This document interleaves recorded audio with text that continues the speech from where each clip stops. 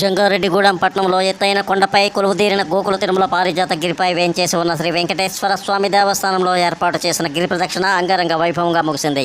స్వామివారి దర్శనం కోసం ఎందరో దూరం నుంచి వచ్చిన భక్తులు అధిక సంఖ్యలో పాల్గొని తమ మొక్కుబడులను చెల్లించుకుని తీర్థ ప్రసాదాలను స్వీకరించారని ఆలయ ఈవో కలగర శ్రీనివాస్ తెలిపారు.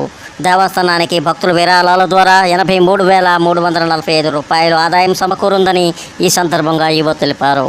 స్వామివారికి గణపవరానికి చెందిన అల్లూరు సోమేశ్వరరావు కుటుంబ సభ్యులు 100 కంచాలు 100 గ్లాసులను బహుకరించారని ఈ సందర్భంగా తెలిపారు. కార్యక్రమంలో ఆలయ అభివృద్ధి కమిటీ సభ్యులు జగపతిరాజు, గుట్టుముక్కల భాస్కరరాజు, దండు ధనరాజు, వాసవి సాయి, నగేష్ ఫణి, దారా రవీందర్ తదితరులు పాల్గొన్నారు. ఈ దేవస్థానం కార్యనిర్వహణాధికారి శ్రీనివాస్ తెలిపారు.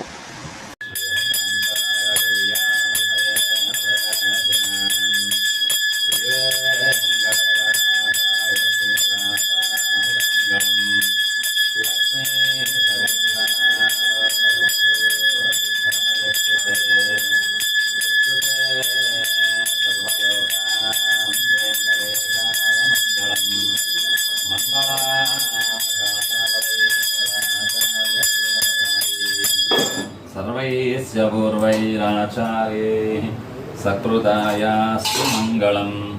श्री